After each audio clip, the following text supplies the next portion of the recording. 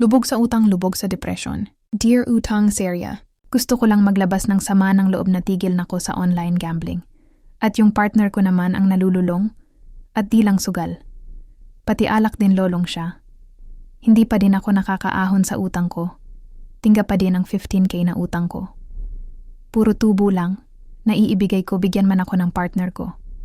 Pero hindi pa din sapat sa pangbayad, housewife pa din. Naasa lang sa bigay di makapagtrabaho at walang mapag-iiwanan sa maliit ko. Gusto ko na sayo, makahingi ng tulong hindi ko na.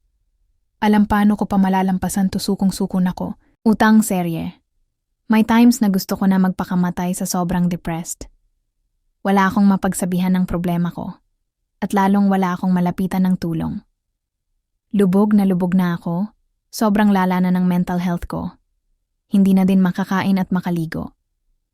Wala na din sa sarili na papabayaan. Kona din ang anak ko sa sobrang depressed ko. Sana matulungan mo ko sa sitwasyon ko, lahat ng bigat at problema kinikimkim ko lang. Sobrang hindi ko na kinakaya lahat. Baka magbagong taon nasa kabaong na ako, gusto ko lang mailabas.